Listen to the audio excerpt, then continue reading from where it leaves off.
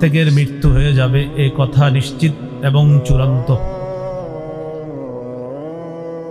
সূরা আনকাবুতের 57 নম্বর আয়াতে আল্লাহ বলেন, কুল্লু নাফসিন যায়িকাতুল মাউত, প্রতিটি নফস মৃত্যুর স্বাদ গ্রহণ করবে। তিনটি গুরুত্বপূর্ণ কথা আমরা ইতিমধ্যে শিখে ফেললাম। আমি আপনি এখানে আমরা যারা আছি এবং সারা পৃথিবীর যত জিন ইনসান আছে, সকলকে আল্লাহ সৃষ্টি করেছেন ইবাদত করার জন্য। দ্বিতীয় যে বিষয়টি শিখলাম, ইবাদত করব কতদিন? মৃত্যু পর্যন্ত।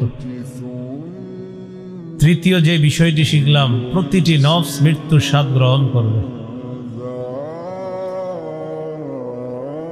কোন মানুষ যদি পলায়ন করে মৃত্যু থেকে, এই পলায়ন তার কোনো কাজে আসবে না। সূরা আহজাবের 16 নম্বর আয়াতে আল্লাহ বলেন, কুল লা ইয়ানফাকুমুল ফিরারু ইন ফারারতুম মিনাল মাউত,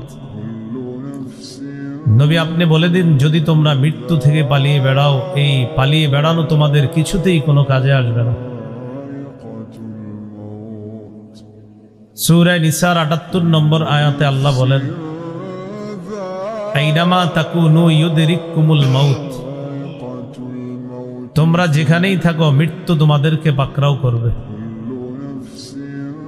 সূরা জুমুয়ার 8 নম্বর আয়াতে আল্লাহ বলেন,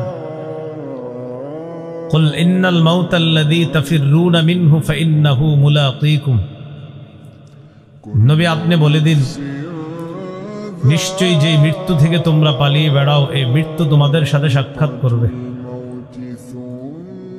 সূরা আরাফের 34 এবং সূরা ইউনূসের 49 নম্বর আয়াতে আল্লাহ বলেন,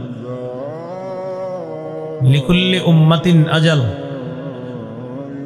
ইযা জাআ আজালুহুম ফালা ইস্তাখিরুনা সাআতাও ওয়ালা ইস্তাকদিমুন,